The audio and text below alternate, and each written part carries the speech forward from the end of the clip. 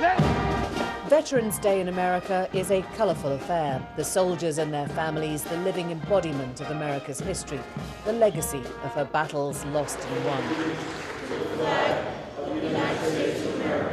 And here, in New Hampshire, a key target state for presidential candidates, many have come to pay homage, not just to fallen friends, but to a rising star, a would-be commander-in-chief who looks like this.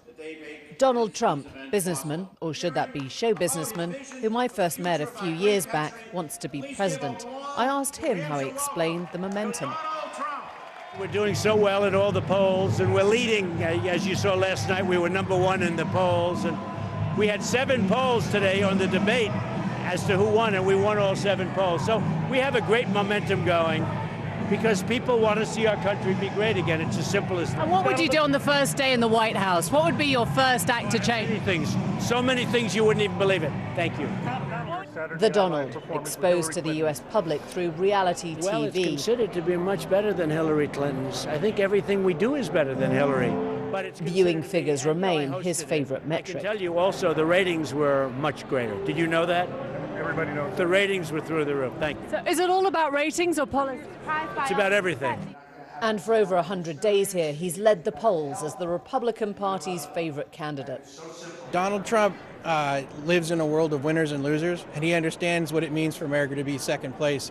So that means he's going to bring his A game to the office, and he's not a regular politician. People are rallying around what he's standing for, and what he's standing for are those good, solid values that I think that we've lost. Ask about Trump's political qualifications and you get triumphant disdain. This is the anti-politics politician, and Republicans are lapping it up.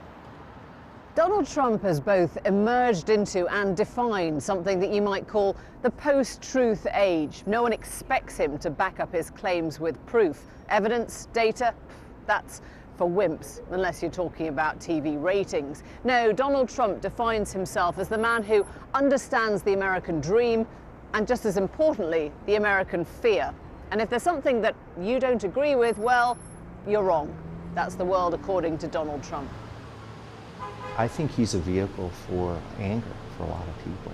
There's a sense in which some people want a strong man.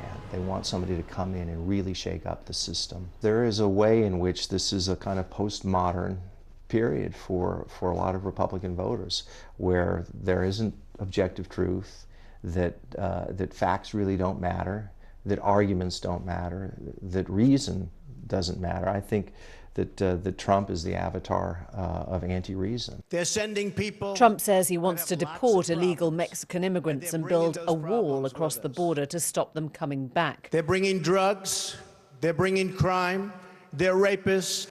An accusation that sealed his popularity on the right of the party and left Hispanics in America reeling. Para mí, mi idea son racistas. Alfredo opened up this diner in Chicago's South Side 4 years ago. If he came into my restaurant, he tells me, I'd show him how hard we work. I'd remind him of his own Latino employees that helped him to build his empire. Cephalogically speaking, it's an odd battle to pick.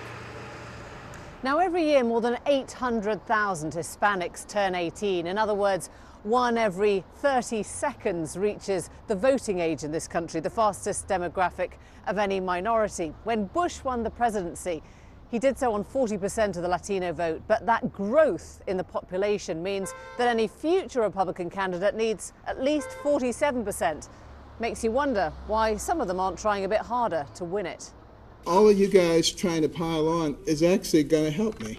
Trump isn't alone. Ben Carson, retired neurosurgeon and creationist, believes you fight illegal immigration with armed drones on the Mexican border. He's another candidate with no executive experience and is currently fending off one of the strangest accusations of any electoral cycle. Claims he invented a violent past in which he threatened his own mother with a hammer to give himself an interesting backstory. The Republican Party is going through a very odd period right now. I think of it as a kind of fever that the Republican Party has, or a virus that's spreading. The question is whether the fever will break, whether the virus will end.